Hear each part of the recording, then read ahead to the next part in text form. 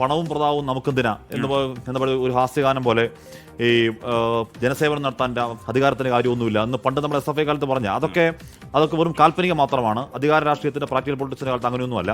അധികാരം കൊയ്യണം ആദ്യം നാം, അതിനുമേലാവട്ടെ പൊന്നാരൻ എന്ന ഇടശ്ശേരി കവിത ഇപ്പോഴും ഹൃദയത്തിൽ വിപ്ലവം പോലെ സൂക്ഷിക്കുന്നതാണ് CPM CPI അടക്കം ഇടതു പാർട്ടികൾ. പോട്ടെ, അധികാരം പ്രധാനമാണ്. ഇവിടെ ഏതെങ്കിലും തരത്തിൽ CPM-ന്റെ ദേശീയ പാർട്ടി പദവിക്ക് കോട്ടം ഉണ്ടാവില്ല ഇവിടെ തോറ്റാലും. കാര്യം അവിടെ രാജസ്ഥാനിൽ MLA ഉണ്ട്, DMK-ക്ക് MP ഉണ്ട്, ഒരുപക്ഷെ ബംഗാളിൽ ചിലപ്പോൾ 2-3 സീറ്റ് കിട്ടുക. അതുകൊണ്ട് ഏതെങ്കിലും ദേശീയ പാർട്ടി പദവിക്ക് ഒരു പ്രശ്നം ഉണ്ടാവില്ലെങ്കിൽ കൂടിയും ദേശീയ തലത്തിൽ ഒരു രാഷ്ട്രീയാധികാര സാന്നിധ്യം ഇല്ലാതായി പോകുന്നു എന്ന ഗുരുതരമായ പ്രശ്നം ആ പാർട്ടിക്ക് ഉണ്ട്. ഇനി ആര് സംഭവിച്ചാലും ഇല്ലെങ്കിലും ആ പ്രശ്നം അവിടെ ഉണ്ട്. അവിടെ ഒരു ഇടതുപക്ഷത്തിൽ ഒരു തുരുത്ത് എന്ന് കരുതുന്ന സംസ്ഥാനം അവർ കൈവിട്ടു പോകുന്ന പ്രശ്നമുണ്ട്. പക്ഷേ ഇപ്പോഴും മുഖ്യമന്ത്രി പിണറായി വിജയൻ സൂപ്പർ കോൺഫിഡന്റ് ആണ്. അപ്പോഴും ആണ്, എക്സിറ്റ് പോൾ വരുമ്പോഴും സൂപ്പർ കോൺഫിഡന്റ് ആണ്. അതിന് ഒരുപക്ഷെ അദ്ദേഹം മുഖ്യമന്ത്രി ആയിരുന്ന ആളാണ്. ഒരുപക്ഷെ ബാക്കി ആളുകൾ കിട്ടുന്നതിൽ കൂടുതൽ ഇൻഫർമേഷൻ അദ്ദേഹം കിട്ടും. പ്രത്യേകിച്ച് ഹോം പോർട്ട്ഫോളിയോ കൈകാര്യം ചെയ്തതാണ്. അപ്പോൾ അതിന്റെ ബാക്കി ആർക്കും അറിയാത്ത കുറേ ഇൻസൈറ്റ്സ് അദ്ദേഹത്തിന് കിട്ടിയേക്കാം. ഇനി അതിന്റെ അടിസ്ഥാനത്തിലാണോ? പക്ഷേ അല്ലാതെ ഈ പറയുന്ന ഏറ്റവും മിനിമം 60 സീറ്റുകൾ കൂട്ടത്തിൽ പറയട്ടെ, നമ്മൾ പ്രേക്ഷകരുടെ അറിവിലേക്കായിട്ട് പറയുന്നത്, നമ്മൾ ഈ സംസ്ഥാനത്തിന്റെ പോലീസ് നേതൃത്വം വഹിക്കുന്ന ചില ആൾക്കാരോടൊക്കെ ഇതിനിടയിൽ സംസാരിച്ചപ്പോഴേ അവരെങ്ങനെ തറപ്പിച്ച് UDF പറയുന്നില്ല. അവര് പറയുന്ന മൈനോറിറ്റി കൺസോളിഡേഷൻ നടക്കുകയാണെങ്കിൽ UDF-ന് സാധ്യത കൂടുതലാണ്, നടക്കുകയാണെങ്കിൽ എന്നെടുത്ത് പറയുന്നു. ഒരു സംശയം, CM is super cool, CM is super confident. അക്കാര്യത്തിൽ ഒരു തർക്കവും ഇല്ല. അത് വളരെ അടുത്ത് നിൽക്കുന്ന ആളുകളിൽ നമുക്ക് നേരിട്ട് കിട്ടിയ വിവരമാണ്. അദ്ദേഹം അത്രത്തോളം ആത്മവിശ്വാസം അദ്ദേഹത്തിനുണ്ട്. അതിന് കാരണം എന്താണെന്നുള്ള നാളെ കഴിഞ്ഞ ചർച്ചകൾ വരട്ടെ. ഇനി അങ്ങനെ അദ്ദേഹത്തിന്റെ ഒരു വ്യക്തിപരമായ സ്വഭാവം വെച്ച് കാശ്മീർ ഈ സംഘർഷങ്ങളൊന്നും അദ്ദേഹത്തെ പ്രലോഭിപ്പിക്കാറില്ല. ഒന്നും ഉണ്ടാവാറില്ല. അങ്ങനെയാണ് അദ്ദേഹത്തിന്റെ ഒരു. അപ്പൊ എന്തായാലും അദ്ദേഹത്തിന്റെ കോൺഫിഡൻസ് അടിസ്ഥാനം എന്തെന്നും ആ കോൺഫിഡൻസ് യാഥാർത്ഥ്യമാകുമോ നാളെ എന്തായാലും അറിയട്ടെ.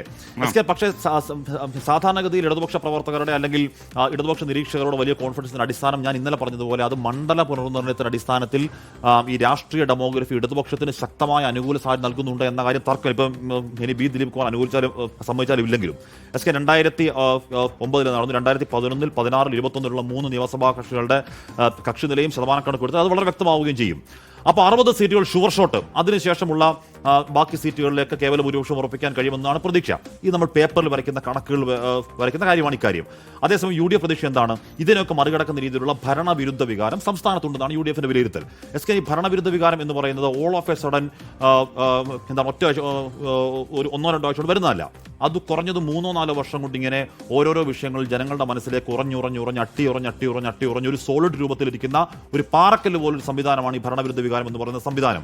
ആ ഭരണവിരുദ്ധ വികാരം എന്ന് പറയുന്ന ആ സംവിധാനത്തിന്റെ എന്ന് പറഞ്ഞാൽ ആ വികാരത്തെ തരംഗമാക്കി മാറ്റാൻ, വോട്ടിലേക്ക് ട്രാൻസ്ലേറ്റ് ചെയ്യാൻ അതിന് ആവശ്യമായ റാലിയിങ് പോയിന്റായ ഒരു ഫേസ്, ഒരു മുഖം അവിടെ ആവശ്യമുണ്ട്. ഈ പറഞ്ഞ കഴിഞ്ഞ 5 വർഷക്കാലം പ്രതിപക്ഷ VD സതീശൻ ആ ഭരണവിരുദ്ധ വികാരത്തെ തരംഗമാക്കി മാറ്റുന്ന രീതിയിലുള്ള റാലിയിങ് ഫേസ് ആയിട്ടുണ്ട്, അതിനുള്ള മുഖമായിട്ട് വോട്ടാക്കി മാറ്റുന്ന മുഖമായിട്ടുണ്ട് എന്ന് തന്നെ UDF ഉറച്ച് വിശ്വസിക്കുകയാണ്. എന്തായാലും അത് അവരുടെ പ്രതീക്ഷ. ഈ പറയുന്ന പോലെ ആ ഭരണവിരുദ്ധ വികാരത്തിന്റെ കൃത്യമായ പ്രതിഫലനമായിരുന്നു ഞാൻ നേരത്തെ പറഞ്ഞ തദ്ദേശ തെരഞ്ഞെടുപ്പിൽ കണ്ട ആ വലിയ വിജയമെന്ന് തന്നെ UDF പ്രതീക്ഷിക്കുന്നു. അതേസമയം ആ ഭരണവിരുദ്ധ വികാരം അത്തരത്തിൽ പാറക്കല്ല് പോലെ അടിയുറച്ചുണ്ടെന്നുണ്ടെങ്കിൽ ആ തദ്ദേശ തെരഞ്ഞെടുപ്പിന് ശേഷം നടക്കുന്ന 10-200 കോടി മുടക്കിയുള്ള ഒരു പ്രൊപ്പഗണ്ട പ്രചരണം കൊണ്ട് ആ പാറക്കല്ല് ജനമനസ്സിൽ നിന്ന് എടുത്തു മാറ്റാൻ കഴിയില്ല എന്നുകൂടി UDF വിശ്വസിക്കുന്നുണ്ട്. ആരുടെ വിശ്വാസം ആരെ രക്ഷിക്കുമോ നാളെ കാണാം. അത്രേ ഉള്ളൂ. ആശ്മി, അധികാരത്തിനകത്ത് നിൽക്കുന്നവരും അധികാരത്തിന് പുറത്ത് നിൽക്കുന്നവരും കൂടാതെ മാധ്യമപ്രവർത്തകരും കൂടാതെ നോക്കിയാൽ പിന്നെ ടെൻഷൻ അടിക്കുന്ന ചില IAS ഓഫീസർമാരും സംസ്ഥാനം.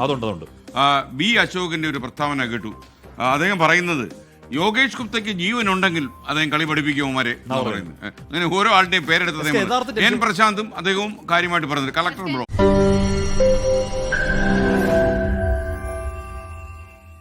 ലോകത്തെവിടെയായാലും ഏത് സമയത്തും 24 വാർത്തകളും ഓഗ്മെന്റഡ് റിയാലിറ്റി പാക്കേജുകളും എക്സ്പ്ലെയിനറുകളും വിശദമായി കാണാൻ ഞങ്ങളുടെ YouTube ചാനൽ നിങ്ങൾക്ക് സബ്സ്ക്രൈബ് ചെയ്യാം.